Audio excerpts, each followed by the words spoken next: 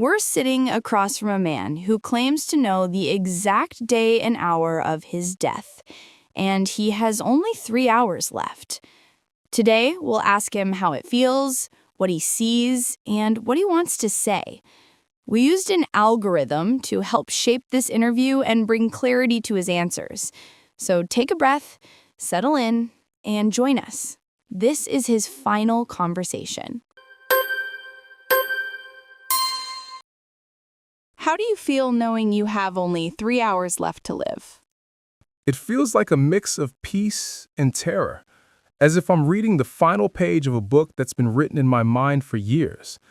On one hand, I know that every passing minute will never come back, and that awareness brings a strange sense of calm. On the other hand, there's a quiet fear, not of dying, but of leaving things unfinished. When you know you have only 3 hours left, you finally understand what it truly means to live. Even the sound of my own breathing feels precious now. Can you describe the moment of your death? Yes, I've seen that moment in my mind many times. The air feels heavy, as if time itself is folding in. Sounds start to fade like the world is slowly forgetting your voice. There's a light. Not white, not yellow, something in between, like the memory of light. There's no pain, only a feeling of detachment, like waking from a dream and not knowing where you are. The strangest part is that I'm not afraid of it. I just want to know what comes next. Why are you able to know the exact day and time of your death? It all began with a dream, one clearer than reality itself. In that dream, I heard a voice that was neither male nor female, something in between, like the voice of time. It spoke the exact date and hour, precise, detailed. At first, I thought it was just a hallucination, but everything that followed unfolded exactly as that voice described. Since that night, my life has felt like a movie where the ending's already been spoiled. Maybe some algorithm inside my mind calculated something others can't see. Or maybe it's just the curse of knowing. Are you afraid of death? Fear? Nah, not in the way people imagine. It's more curiosity than terror. Death feels like a closed door that's finally about to open, and I've been standing in front of it for years. I'm afraid of the unknown, yes, but not of death itself. Because in some strange way, I feel that on the other side, I'll still be me, just without a body, without time. Maybe the real fear is losing the moments I'll never get to touch again. Do you know what will happen after you die? I know, or maybe I just feel it. After death, there's no sound, but the silence isn't empty. It's filled with something like thought, like presence. It's as if awareness remains, but you're freed from the body, like light escaping from a lamp. You still know, but you no longer exist the way you once did. Time doesn't exist there. Past and future merge and you simply see. I've glimpsed that place once in a dream. No warmth, no cold, just pure stillness. Maybe death isn't an ending at all, just a transition. From noise to silence, from form to infinity. If you had one more minute, what would you do? 1 minute, just 60 seconds, yet now it feels more valuable than all the years I've lived. If I had that one extra minute, I wouldn't look for a miracle or try to escape death. I just want to hear the voice of someone who loves me. Maybe a short call, a simple line like, "Are you okay?" or "I'll miss you." Because when you truly realize that time is ending, you see that all the grand things in life come down to those small human words. In that 1 minute, I wouldn't want to survive. I just want to feel human one last time. What do you want to experience most in these 3 hours? In these 3 hours, more than anything, I want to feel present. Not in a spiritual way, but in the most real, tangible sense. I want to walk and feel the cold air in my lungs, the crunch of leaves under my feet, the sunlight warming my skin. I want to stretch a simple moment into eternity, because now every second shines like gold. Maybe it's just a cup of coffee, a soft melody, or staring at the sky. That's enough. When you know something is ending, that's when you finally learn how to live. In these 3 hours, I want to be truly alive. Is death an end for you or a new beginning? For me, death feels more like a doorway than a wall. It's not an end. It's a passage, like stepping from darkness into a light so bright it burns at first. I think we make a mistake calling death the end, because what truly ends is only our form, not our existence. I feel that on the other side, a living silence is waiting, a world beyond time where being takes on a new meaning.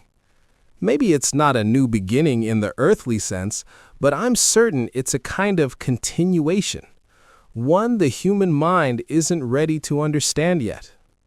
If someone doubts you, how would you prove you know the day of your death? Proof? Honestly, I'm not looking to prove anything anymore. Knowing the day of your death is like holding a secret that only makes sense to you. If someone doubts me, I'll just smile and glance at the clock. Time itself will do the proving. Maybe when the moment comes and I leave exactly as I said I would, they'll finally understand my words were real. Until then, silence is my witness. I believe in my certainty, even if the world believes in its doubt. Sometimes the truth doesn't need to be shouted. It just needs to happen. When you look back, what do you regret the most? When I look back, I regret the moments when I was there, but not really present. I stood beside people who loved me, but my mind was somewhere else, chasing tomorrow, chasing things that didn't matter.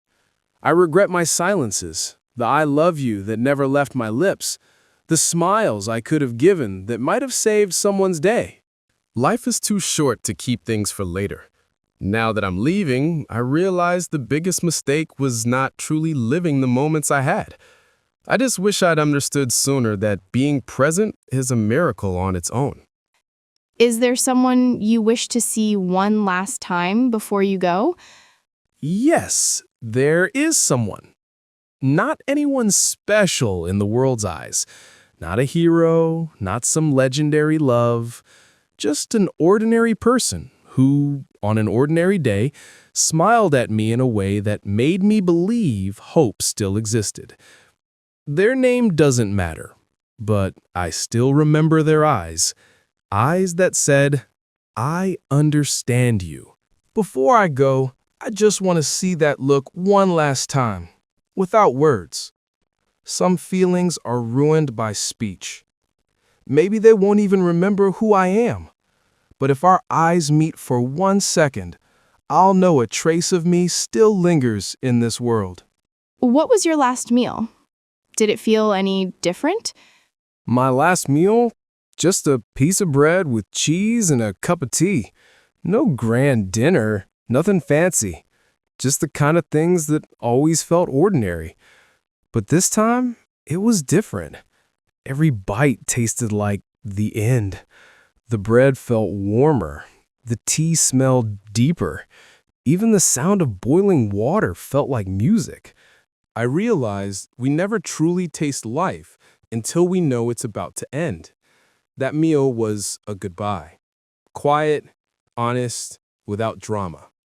Maybe that's why death loves simplicity, because life itself began simple too. Where do you think your soul will go after death?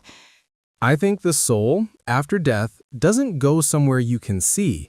It remains as energy and memory in the world, like a sound that lingers after the instrument is silent, or the trace of a scent that keeps someone's memory alive. Maybe it appears again in the eyes of others, in the touch of past moments, or in the memories that mattered to me. The body dies, but what is truly me becomes free and somehow present everywhere. This freedom may be frightening, but at the same time, it's calming. Death, rather than an end, is the beginning of another form of presence, even if invisible. Now that you have only 3 hours left, do you still think about the future? Yes, it sounds strange, but even in the last 3 hours, my mind refuses to stop thinking about the future. Maybe because the future, for me, isn't just tomorrow. It's everything that remains after I'm gone. I think about the people who will hear my words, the traces I've left, the fragments of me that might echo in the world's memory. Even if I no longer exist, my data, my memories, or even a single sentence could change someone's life. So yes, I still think about the future, because in some way it continues, and a small part of me continues within it.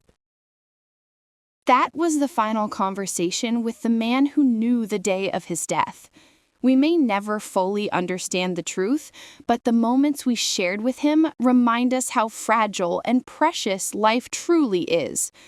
Now, silence is the only witness to his presence.